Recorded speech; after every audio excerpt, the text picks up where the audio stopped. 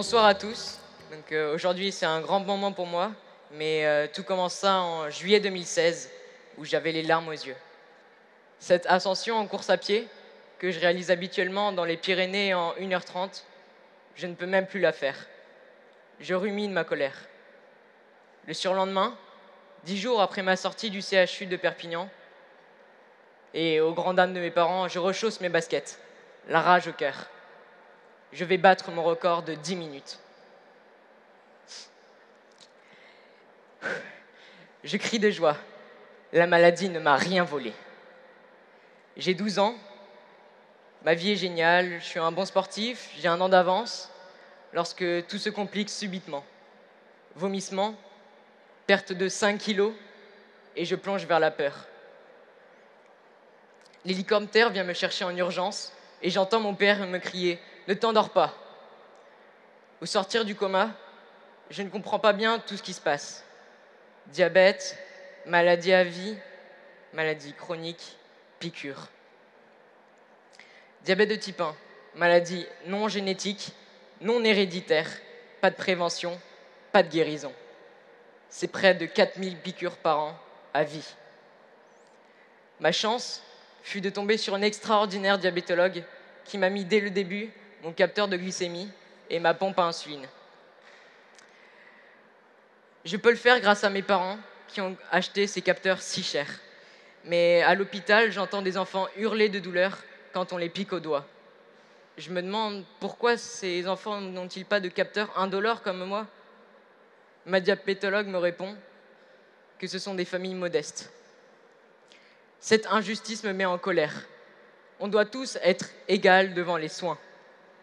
Car l'injustice faite à un est une menace à tous.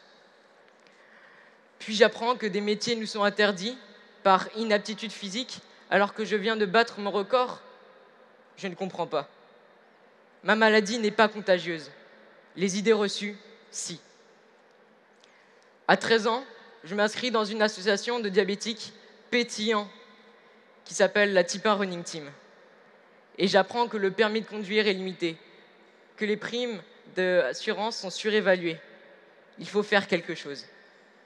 À 13 ans, je crée mon association, Just Did It. Did comme diabétique insulino-dépendant. Mon objectif est simple, sensibiliser sur ma maladie et informer pour lutter contre les idées reçues. Non, on n'a pas mangé trop de sucre. Non, on ne tombe pas dans le coma en hypo. Non, nous ne sommes pas faibles. Changer les lois ancestrales concernant les métiers aujourd'hui. Un chien peut rentrer dans la police, mais pas moi. Je veux être la première génération guérie de cette maladie. 40 millions de personnes souffrent de cette maladie dans le monde. Et la durée de vie de moyenne dans les pays pauvres est d'1 an, car ils n'ont pas accès à l'insuline. J'ai un prénom maori pour les valeurs, la vaillance, le courage et l'humilité, mais j'ai aussi la candeur. Je n'ai aucun réseau, aucun appui, juste ma résilience et ma détermination. Je persévère. Donc je vais démontrer par l'absurde que nous sommes aptes physiquement et solides et pas fragiles. Mai 2017, à 12 ans, je cours un 24 heures, 101 km en course à pied à Paris. J'enchaîne avec 5 semi-marathons en 5 jours. Puis après le grand défi, l'été 2018. Je traverse la France en courant et en vélo pendant 42 jours. 2200 km, 1400 en vélo et 850 en course à pied. 42 jours de canicule, où chaque soir, je fais un forum avec les élus, les députés, les sénateurs que j'ai contactés. J'ai laissé 2 Marianne. L'une est à Brédune, dans le nord, et l'autre à Cerbère, dans le sud. Et elle regarde Paris pour montrer la légitimité de mon combat. Car quand l'injustice est la loi, alors c'est un devoir de combattre. D'où mon combat politique. Ma première rencontre fut avec celle du président, M. Sarkozy. C'est un passionné de sport. Il en connaît les douleurs car il fait beaucoup de vélo et de course à pied comme moi. Et c'est aussi une intelligence incroyable. Il m'a énormément aidé. Actuellement, 565 sur 560 députés me soutiennent. Il m'en manque plus que 12. J'ai pu rencontrer 8 ministres actuellement, et je laisse à chaque fois des décrets et des arrêtés pour changer ces lois. Et puis j'ai eu l'honneur de faire mon stage de fin de seconde, l'un à l'Assemblée nationale et l'autre à l'Élysée, et rencontrer 2 fois Monsieur le Président de la République, et il m'a dit qu'il allait dépoussiérer tout ça. Je n'ai rien d'exceptionnel, je suis juste convaincu de la légitimité de mon combat. J'ai pu rencontrer des personnes injustement stigmatisées, des centaines de témoignages lors de ma traversée de la France qui m'ont bouleversé, car les diabétiques subissent énormément de discrimination. J'ai besoin de vous pour mener à bien mes combats de sensibilisation par vos réseaux, vos connaissances et vos moyens. Montesquieu disait « C'est parce que c'est juste que c'est la loi, et non pas parce que c'est la loi que c'est juste ».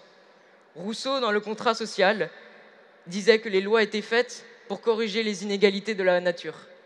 Voltaire disait « Rien n'est plus dangereux quand l'ignorance et l'intolérance sont armées du pouvoir ». Mon combat, c'est celui d'une demande d'une société plus inclusive et plus juste, ouverte à tous. La nature nous a frappés injustement. La société devrait nous aider et pas nous blâmer. Je ne suis pas dangereux. Je me surveille plus que tout autre avec mon capteur de glycémie. Quand on voit le danger, il n'y a pas de danger. C'est quand on ne voit pas le danger qu'il y a un danger. Hier, j'ai été invité à l'Assemblée à assister au débat et au vote sur la proposition de loi pour abolir les interdictions sur ces métiers. Et aussi, pas que pour le diabète, mais aussi pour l'ensemble des pathologies chroniques. Je suis aidé par de nombreux députés qui m'aident à rendre notre société plus juste. Cette proposition de loi a été votée à l'unanimité sous les applaudissements. Alors oui, jusqu'au bout, je rêve de cette nation plus ouverte, plus juste, plus inclusive. Je me sens français, culturellement français. Et après les mots des philosophes, doivent se succéder les actes qui me confirmeraient qu'on vit bien dans le pays des Lumières. Je vous remercie.